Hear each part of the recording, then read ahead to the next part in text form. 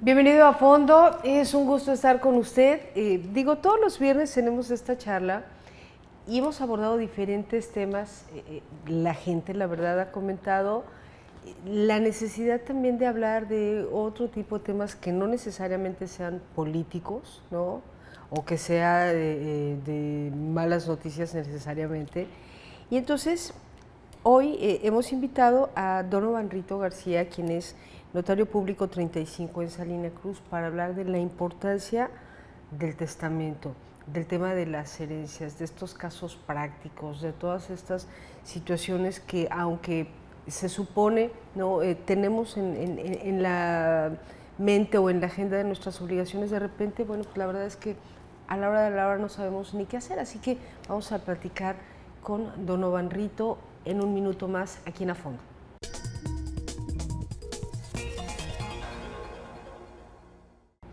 Dijimos que no íbamos a hablar de política, ¿no? Porque tenemos aquí a una personalidad que, bueno, ha tenido una trayectoria política también muy importante. Y le preguntaba yo hace unos minutos, oye, ¿no extrañas la política? Y me dice, no, un tiempo completamente diferente y ahora abocado, bueno, completamente al trabajo de una notaría. Bienvenido, Donovan, ¿cómo estás? Muchas gracias, Connie. Muchas gracias por la invitación. Y efectivamente creo que se cierra un ciclo, pero en esta etapa profesional como notario, siempre el servicio hacia la gente se me da mucho.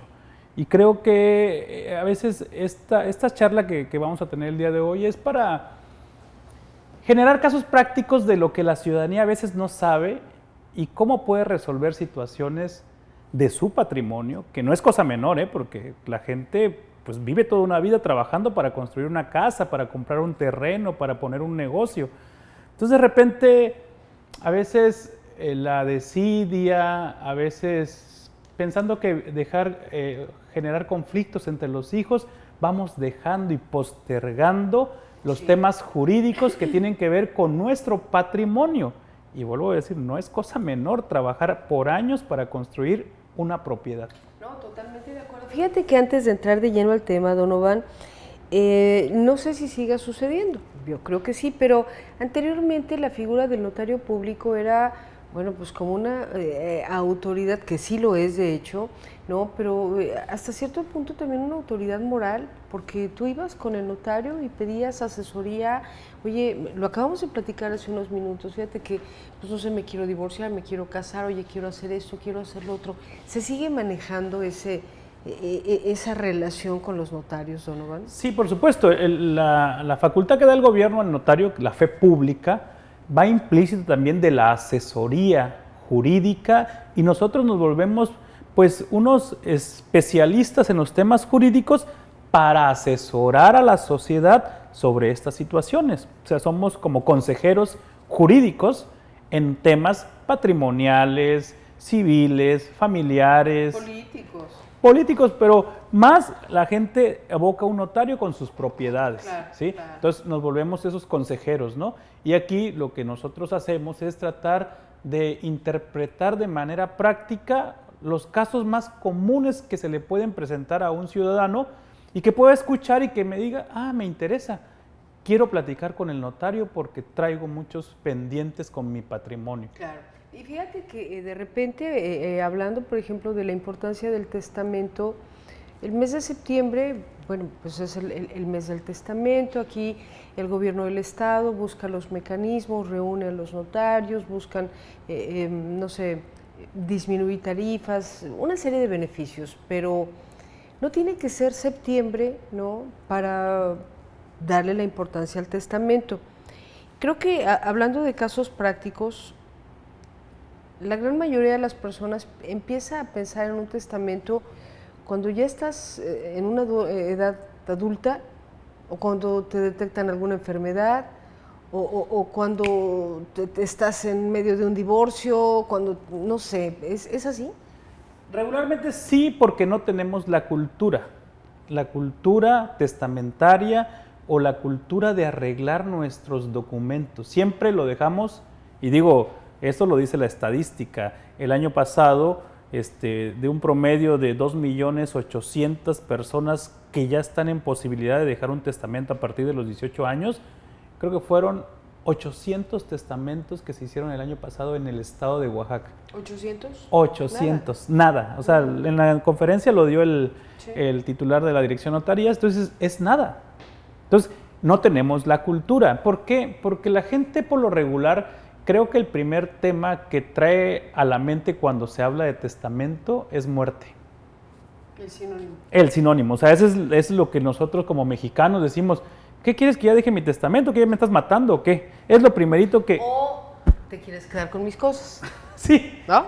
pero a ver, precisamente el testamento es para que tú en vida dejes plasmada tu voluntad de a quién le quieres dejar algo. ¿A partir de qué edad tú puedes ya dejar oficialmente una 18 intención años. de edición? La mayoría de edad. Y que tengas un bien, ¿no? Bueno, hablas de una propiedad, de un negocio, puedes dejar incluso en testamento quién se queda bajo el cuidado de tu perro, por ejemplo.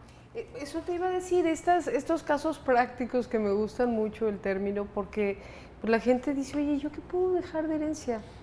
No, pues es que va desde... Y puedes dejar todo. Hay gente, por ejemplo, que tiene sus ingresos y tiene una empresa y nombra a uno de sus hijos, pero le dice al hijo, de las utilidades de la empresa quiero que se le pague la universidad a tal y a tal nieto, y lo deja en testamento. Entonces, el que se queda de los hijos con la empresa tiene la obligación de financiar la universidad de tantos nietos del abuelo. ¿Qué tal? Lo puedes dejar en testamento. Sí, claro. ¿Sí? O mi carro modelo 55 Mustang que lo he cuidado por toda la vida, quiero que se quede fulano de tal, mi nieto tal. Entonces, ese es el punto, que el testamento es para evitar problemas, ¿sí? Evitar problemas, y aquí yo quiero dejar comentarios muy puntuales. Hay gente que piensa que dejando el testamento ya no puede cambiar su opinión. Falso. Puedes dejar en el 2023 un testamento para tus hijos, por ejemplo, pero tus hijos les fue bien, se fueron a Estados Unidos y tus 2 hijos ya están fuera de Oaxaca. Te mandan su apoyo y quien se queda a tu cargo es la señora que te hace el aseo y que te está viendo porque comas y todo. Y tus hijos te dicen, mira papá, yo ya no voy a regresar a Salina Cruz nunca. Agradezco mucho. Y en 20 años dices, tú ya me siento mal y mis hijos no van a regresar. Cambio el testamento y se lo dejo a la señora que me ha trabajado los últimos 20 años conmigo. Sí, claro. Se lo puedes dejar. Y tus hijos no van a reclamar porque es tu voluntad. Ahora, a ver, algo importante. El hecho de ir al notario público es realmente la voluntad de, tú lo estás diciendo. Porque, bueno, ya hablar también de la elaboración de un documento, hablando de propiedades y todo, ya implica otro tipo de instancias, ¿no? O sea, me refiero, por ejemplo, yo quiero hacer un testamento y pienso, no, porque a lo mejor es muy caro, Donovan. No, ahorita en la campaña del mes del testamento estaba en 1,200. Por eso, pero me refiero solamente a 1,200 pesos la voluntad que va a quedar plasmada. Pero, bueno, por ejemplo, no con 1,200 pesos ya queda realizado todo el trámite. No. Esa es la parte que mucha gente, no es más, yo sí. no lo entiendo. Sí, no, el testamento es la pura voluntad. Exacto. ¿Sí? Tienes que tener 3 testigos, ir con el notario, se redacta, acreditas la propiedad y dices a quién le dejas. Dejas de heredero. El testamento entra en funciones a partir de tu muerte, cuando falleces. Cuando falleces, el hijo, que es el heredero, tiene que ir con el notario y decir, señor notario, en el 2023 mi padre dejó un testamento con usted. Efectivamente, aquí está en el libro, quiero adjudicarme la propiedad. Adjudicarse es que deje de estar a nombre del fallecido y que pase a nombre del heredero, exacto, que después se vuelve propietario. Ahí el costo efectivamente sube, pero ya, dijera mucha gente, yo ya dejo mi voluntad, que mi hijo ya pague los servicios del notario en 20 años o cuando yo me muera. Ahora hay otro caso, por ejemplo, muchos padres de familia o no sé, herederos buscan en vida, ¿no? Dejar todo en orden, ¿no? A ver, yo te voy a dejar mi casa, pero hagamos una compraventa, hagamos un usufructo, que es también lo que tú me decías hace un momento. ¿Ese es otro mecanismo también de los testamentos? Antes de concluir el testamento y pasar a la donación, yo quisiera decir que, bueno, el testamento lo puedes modificar tantas veces cambies de opinión. Okay. Y siempre el que va a tener vigencia es el más cercano a tu muerte. Okay. El que hayas dejado antes de que fallezcas. 2, puedes dejar un testamento, una propiedad a uno de tus hijos, pero pasa que de repente te da una enfermedad que es muy costosa. Puedes vender la propiedad, simplemente el testamento queda sin efecto. La vendes para salir de tu problema y tienes ingresos para curarte y sanarte de tu enfermedad y no pasa nada. Simplemente el testamento deja de tener efecto. Ahora, a ver, es que se me viene a la mente, por ejemplo, el COVID, ¿no? Pues me dio COVID, me fui y no tuve oportunidad de dejar voluntades, nada, pero sí te lo dije verbalmente. Oye, Donovan, yo te quiero dejar mi casa, ¿no? De palabra, para la cuestión legal, no. Y entonces, tienes que ir a un juicio. Bueno, y si, haz de cuenta, si no hay, por ejemplo, ninguna voluntad para ninguno de los hermanos hijos, o lo que sea, o hijos, ¿qué pasa con esas propiedades? Se tienen que ir a un juicio. Un juicio sucesorio intestamentario, que ya tienes que ir a un juicio, es con el juez, y acreditar que falleció, que fue tu padre, que son los únicos hijos, que le vive la esposa, y el juez determinará en base a la proporción cómo dividir esa casa o esa herencia. ¿Cuánto cuesta un juicio y cuánto tiempo tarda en deliberarse un tema de estos? El juicio tarda un promedio de 2 años por la burocracia, 2 años y medio, y sí es un promedio de pues, 50,000 pesos, 70,000 pesos, dependiendo del valor de las propiedades, de la ubicación de las propiedades, pero es mucho más costoso que dejar el testamento que te cuesta 1,200. Por supuesto. Es que ese es el asunto. A ver, hay que ir, ¿no? Por 1,200 pesos, pues mira, hay que dejar la voluntad. Si la cambias, bueno, ya será otra cosa. Si te enfermaste, si pasó algo muy desagradable, pues cuando menos ya hay un soporte para tus seres queridos. Esos 1,200 es que fue en la campaña de septiembre, el mes de testamento, ¿no? Después, ahora ya se puede ampliar, hay notarios que amplían otro mes, ¿no? Otro mes de octubre, pero normalmente un testamento es un poquito más caro, no es mucho, pero a lo mejor 3 veces más que los 1,200 que se cobran en la campaña, ¿no? 5,000 pesos. 3,000, 4,000 pesos, okay. ¿no? Y eso es un tema que te deja la tranquilidad de decir, ya dejé dicho a quién. Entonces, puedes hacer varios testamentos, puedes vender la casa si te surge una necesidad, incluso hay bienes que están siendo pagados por créditos hipotecarios con el banco, con Infonavit, y que no lo has terminado de pagar, puedes dejar en testamento, porque al final de cuentas, vuelvo a decir, el testamento puedes vivir 40 años, sí, claro. Y en ese inter terminas de pagar la casa que estás pagando por Infonavit o por un banco, se puede. Entonces, aquí el punto es que esto te va a resolver el problema y no tiene que ver con muerte. Yo a mucha gente le digo, por ejemplo, una vez platicando con unas personas que tienen que ver con el tema de seguridad, me dice, licenciado, mi trabajo es de alto riesgo.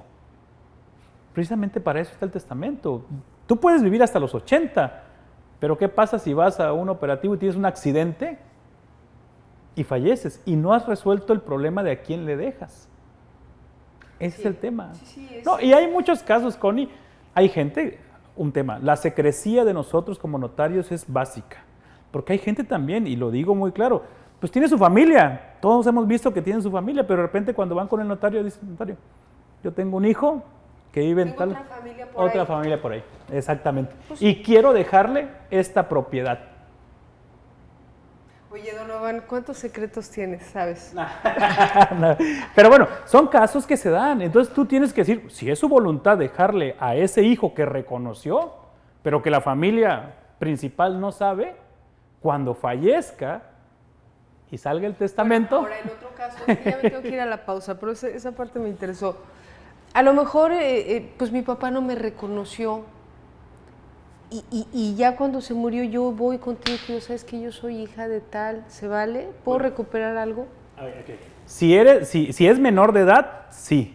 O sea, si estás todavía como tu mamá va y ¿sabes qué? Él es hijo del fallecido y quiero ir con un juez a decirle que como es menor de edad, alguien te tiene que hacer responsable de la pensión alimenticia de mi hijo menor de edad. Entonces, yo reclamo dentro de los bienes que haya algo para cubrir la pensión alimenticia hasta que mi hijo termine de estudiar la carrera. Que me imagino que son muchos casos los Sí, que... tienen que acreditar con el ADN, con las pruebas para decir si efectivamente es hijo aunque del... no haya sido reconocido. Aunque no haya sido reconocido. La ¿Se ley puede? te asiste. Sí, se Oye, hace un vamos juicio. a hacer una pausa, ¿no? Rápidamente y regresamos. Está interesante el tema de las herencias y los testamentos, las donaciones. Esto es A Fondo, no se vaya.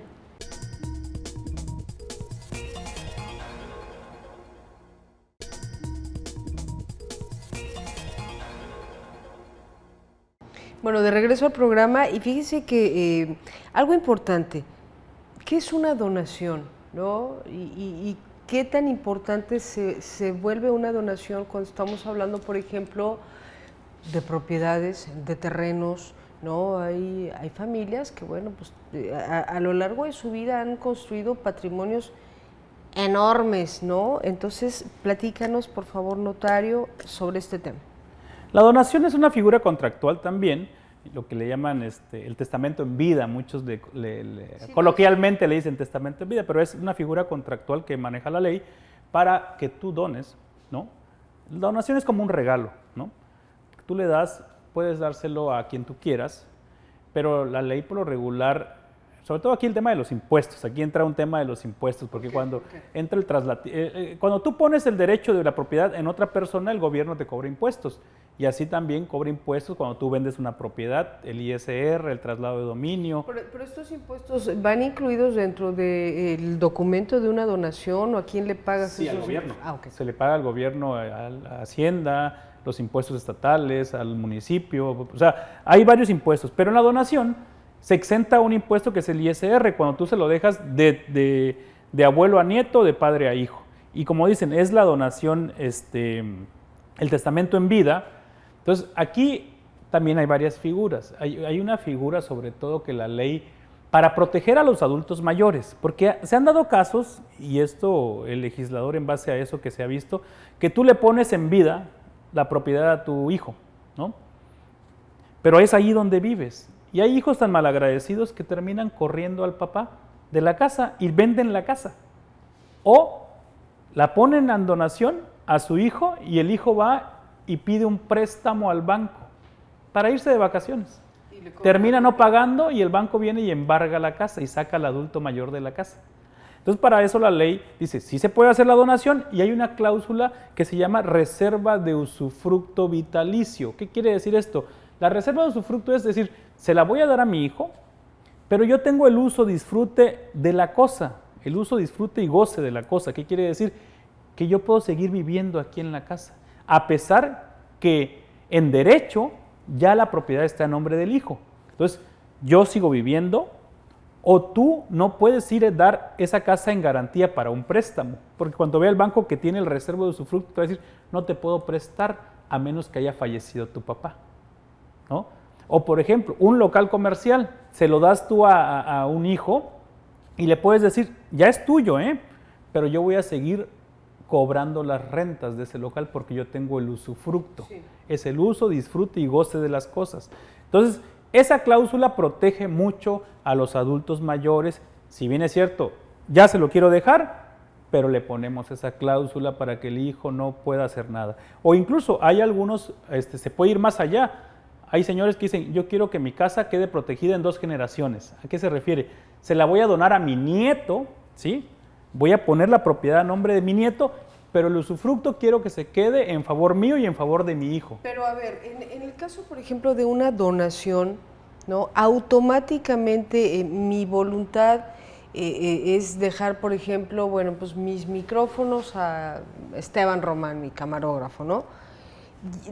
Ya la ley le reconoce a él como propietario, le pide documentación. Sí, ya se pone a nombre de él.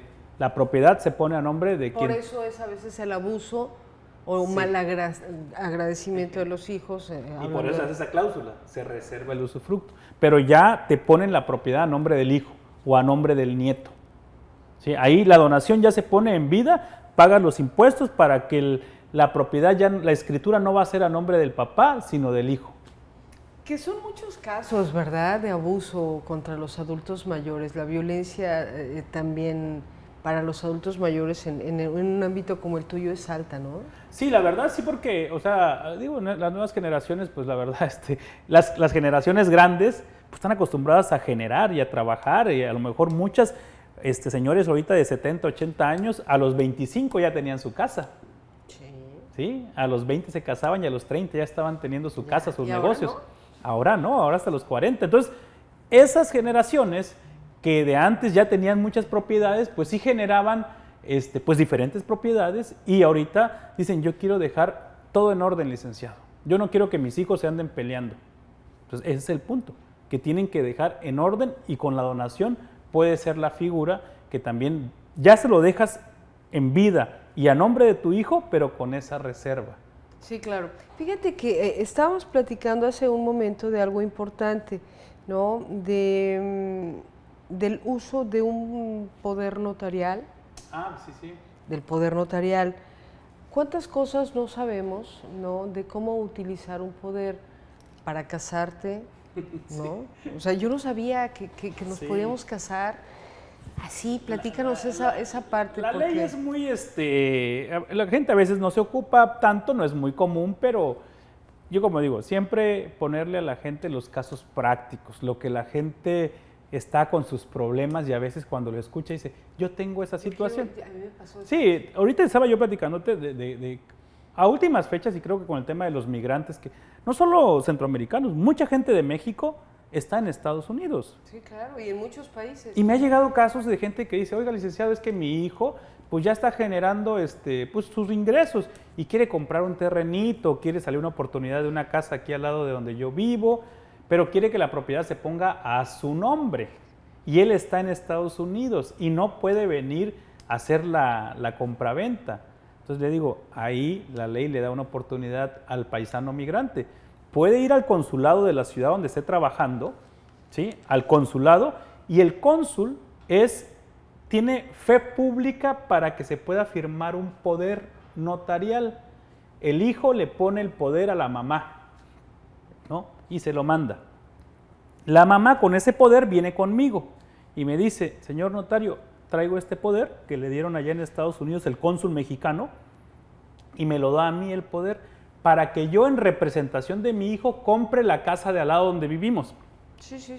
Y yo, como notario, pues digo, sí, efectivamente, tiene la validez, y se hace el acto de compraventa, pero la compraventa queda a nombre del paisano que está en Estados Unidos. Del extranjero en este caso. Y para eso sirven los poderes. Pero fíjate qué importante, porque de repente la falta de información es algo grave. Sí. Y te puede llevar a cometer errores terribles, sobre todo en la compra-venta de propiedades, en el uso, ¿no? de tus recursos, de tus, no sé, del esfuerzo que haces. Por ejemplo, hablando de las personas que viven en Estados Unidos, que están generando en dólares, que están haciendo el esfuerzo de mandar las remesas y todo, y no saber cómo manejarlas, eso es importante. La compraventa, ha habido cuánta gente aquí, bueno, pues, oye, que salga a nombre de tu cuñado, de tu primo, de tu abuelito, de tu compadre, de tu no sé qué, y pierdes todo, ya se fregaron, tú no van,